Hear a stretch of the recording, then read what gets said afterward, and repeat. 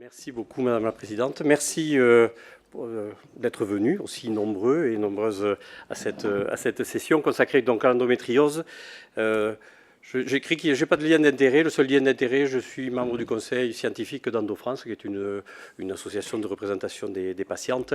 Et donc, on va parler au cours de cette fin d'après-midi de cette maladie chronique qui est particulièrement prévalente. On verra un petit peu les éléments épidémiologiques avec notre collègue tout à l'heure, qui est extrêmement complexe, qui impacte énormément, ça a été dit en introduction par Julie, qui impacte la qualité de vie de façon majeure de la majorité des femmes.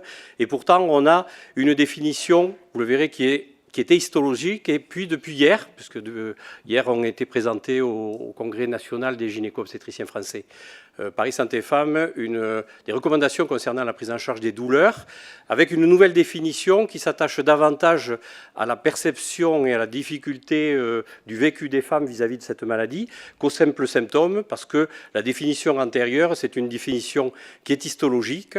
La présence, ça correspond à la présence de glandes et de stroma endométriale hors de la cavité utérine, et donc la place de la souffrance et des douleurs vécues par les femmes n'était pas du tout représentée dans cette définition. Alors si la définition est relativement simple, le diagnostic, lui, ça a été dit, est extrêmement compliqué, ce qui explique certainement aussi le délai diagnostique qui est actuellement estimé à 7 ans en France et un petit peu dans le monde, ce qui laisse présumer de l'importance du travail qu'on a à faire pour repérer de façon précoce cette maladie. Alors, on a différencié dans ces dernières recommandations une endométriose avérée qui se fait sur un diagnostic anatomopathologique lors de la cœlioscopie, mais bien sûr, la plupart de nos patients ne vont pas bénéficier, entre guillemets, de cœlioscopie. On peut aussi avoir une imagerie qui est très évocatrice, avec des images qui sont caractéristiques de lésions d'endométriose. Et on va proposer de traiter également les patientes qui ont une endométriose suspectée, parce qu'on a des éléments cliniques qui sont très importants et très nombreux. Alors ce repérage, vous le savez, j'espère, il fait appel à un certain nombre de symptômes qui sont très évocateurs. La dysménorrhée est vraiment l'élément le plus important, le plus fréquemment rencontré dans l'endométriose, avec un retentissement majeur, c'est-à-dire qu'on parle de dysménorrhée maladie. Là aussi, vous avez une définition qui est proposée par le Collège national des gynécos depuis hier, des dyspareunies profondes, des dyschésies, des diarrhées cataméniales, une dysurie, des douleurs abdominopelviennes avec une distension abdominale et parfois également des troubles de la fertilité. On a des questionnaires pour ça, pour valider, pour orienter une possibilité de diagnostic, mais vous l'avez compris, il faut passer du temps à avoir un questionnaire qui est minutieux parce que c'est vraiment un élément qui va être à la base du repérage des patientes. Alors bien sûr, il faut penser au repérage d'éventuelles violences sexuelles parce qu'on sait que ça fait et le lit et c'est souvent associé malheureusement au diagnostic d'endométriose. Les examens de première intention, c'est d'abord l'examen clinique. Alors bien sûr, en recueillant le consentement de nos patientes. Et on va rechercher un certain nombre de symptômes. Alors probablement que vous aurez du mal à visualiser, parce qu'elles sont très peu nombreuses, les fameuses lésions bleutées qu'on va retrouver au niveau du vagin, au niveau paracervical, mais plutôt la palpation de nodules paracervicaux ou de la cloison recto-vaginale, qui est une localisation préférentielle d'endométriose profonde. Et quand on a l'habitude, et je crois qu'il faut vraiment s'approprier cet examen clinique et la pertinence de l'examen clinique, et en tant qu'enseignant, l'enseigner aussi à nos internes, parce que tous ces éléments peuvent vraiment nous orienter de façon très pertinente vers une possible endométriose. On va rechercher également, alors ça c'est pareil, ça s'apprend, d'éventuelles douleurs myofaciales, en particulier sur le muscle obturateur interne et le piriforme, avec des douleurs projetées qui vont nous orienter aussi vers d'autres types de douleurs, on va en parler tout à l'heure. Les examens de première intention, c'est également l'échographie pelvienne de première intention, si possible réalisée par voie vaginale. On va pouvoir rechercher en particulier des lésions typiques comme ce que vous voyez là, c'est-à-dire un endométrium ovarien, avec une actualisation des recommandations de la Société française de radiologie et de la Haute Autorité de Santé qui remonte à avril 2025, qui vont permettre de repréciser les indications et les modalités de réalisation de ces examens. Les autres examens, ça va être l'échographie de deuxième ligne, qui se fait aussi par voie vaginale, mais par un échographiste expert. L'IRM pelvienne, qui est le gold standard, mais qui est probablement un examen de deuxième intention que moi j'utilise relativement peu dans la première partie de la prise en charge de la patiente. Bien sûr, la cœlioscopie à visée diagnostique et thérapeutique.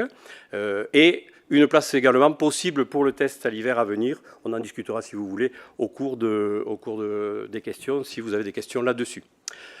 Donc, ce qui nous importe, nous, en premier recours, c'est vraiment d'améliorer la qualité de vie, même si on ne doit pas obtenir à tout prix un diagnostic. Et donc, ça veut dire qu'il faut essayer d'orienter, y compris notre discours avec les patientes, de façon à ce qu'on puisse accepter cet élément où on a une forte suspicion. Et en tout cas, ça ne doit pas retarder la mise en route du traitement et de la prise en soin de nos patientes. Parce que les douleurs, elles sont toujours présentes et elles sont très invalidantes. Alors, on a plusieurs types de douleurs. Vladimir en parlera tout à l'heure. Une douleur par excès de nociception, ça c'est la douleur que vous connaissez le plus facilement. Des douleurs neuropathiques, les chirurgiens nous disent que les atteintes plexiques, radiculaires, nerveuses sont finalement très rares dans l'endométriose. Et par contre, un concept qui est très nouveau et qui est très important, c'est celui de douleur nociplastique ou douleur par sensibilisation. Vladimir en parlera, mais je vais vous en dire un petit mot tout de suite, parce que c'est vraiment un élément qui est important, sachant que les patientes, elles sont souvent porteuses de ces 3 types de douleurs.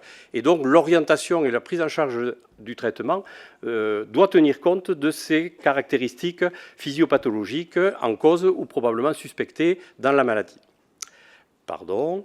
Donc on a des nouvelles recommandations qui ont été présentées hier à Paris au Congrès national des gynéco-obstétriciens, qui sont des recommandations qui reprennent la nouvelle définition de l'endométriose, mais qui vont avoir aussi un attachement à prendre en compte les plaintes de la patiente et pas uniquement que l'aspect physiopathologique ou étiologique de la maladie.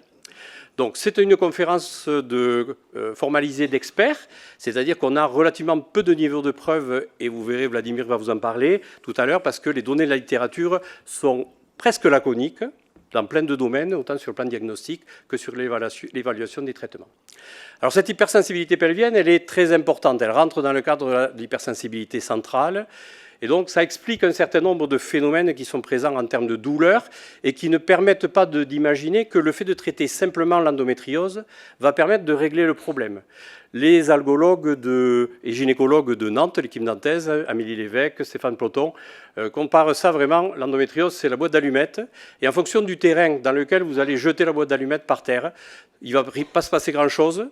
La boîte d'allumettes va se consumer.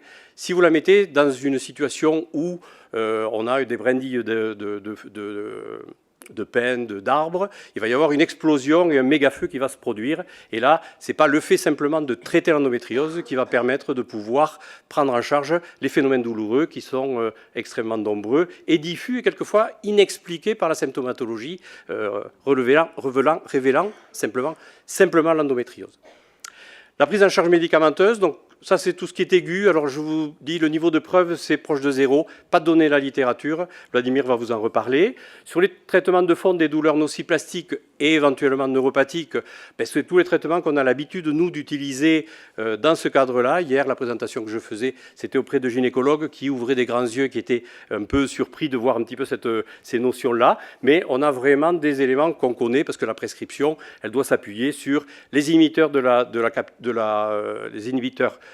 recapture de la sérotonine et de la noradrénaline, comme la duloxétine et la venlafaxine, les antidépresseurs tricycliques, avec des posologies qui sont très faibles, voire la gabapentine. On réserve la prégabaline à la deuxième intention et en faisant attention, bien sûr, au risque de mésusage et de dépendance associés à la prise de ce traitement. Il faut également associer le traitement des syndromes douloureux qui sera aussi lié à la maladie, en particulier les troubles du transit, les ténesmes, les dyschésies, mais également les symptômes qui sont associés aux prises des médicaments. Et on sait qu'on a un certain nombre de molécules qui vont pouvoir impacter sur le transit et donc aggraver les symptômes douloureux pelviens et en particulier digestifs. Le traitement hormonal, on a tout un tas de traitements hormonaux. Le traitement hormonal fonctionne sur la douleur. Il a un effet antalgique. On peut discuter très longtemps, mais finalement, il n'y a pas de hiérarchie dans la mise en place du traitement, à part tout ce que nous, en premier recours, on ne peut pas prescrire, c'est-à-dire le Relugolix, qui est un antagoniste de la GnRH, associé à une ADVAC-thérapie. Donc ça, ce n'est pas tout à fait nous, on est vraiment sur du deuxième, voire du troisième recours. Donc déjà, on a un arsenal thérapeutique sur le plan hormonal qui nous permet de pouvoir accompagner les femmes très rapidement dans une prise en charge antalgique, parce que tous les traitements vont être efficaces dans ce cadre-là.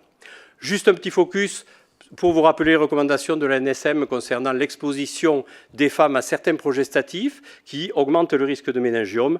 Donc il faut savoir réévaluer régulièrement l'efficacité et la tolérance du traitement hormonal et du traitement antalgique. Il y a une prise en charge non médicamenteuse qui est essentielle parce qu'on va vraiment avoir beaucoup de choses à mettre en place, pas uniquement que des antalgiques et un traitement hormonal. Vladimir vous proposera tout à l'heure également un tour d'horizon de toutes les thérapeutiques non médicamenteuses, et en particulier la place de la neurostimulation transcutanée, de l'activité physique adaptée et aussi de la rééducation, parce que vraiment on a des éléments avec un niveau de preuve qui est suffisant pour nous permettre d'avoir cette prise en soin qui soit à la fois pluriprofessionnelle et pluridisciplinaire. Donc pour terminer, le bilan de la douleur pelvienne chronique associée à l'endométriose, qu'elle soit encore une fois avérée ou suspectée, c'est vraiment tout ça. Mais ce qui est important pour nous, c'est vraiment de préserver, de faire en sorte qu'on ait une évaluation de la qualité de vie. Et ça passe probablement aussi par l'éducation thérapeutique de nos patientes et la participation des acteurs du premier recours aux réunions de concertation pluridisciplinaire sur Midi-Pyrénées, sur l'Occitanie. On a une filière qui s'appelle Endoccitanie, qui est une filière de prise en charge des patientes porteuses d'endométriose. Et on met en place des RCP premier recours, c'est-à-dire les acteurs du premier recours vont discuter entre eux pour essayer de voir quelle est la meilleure stratégie thérapeutique pour accompagner nos patientes.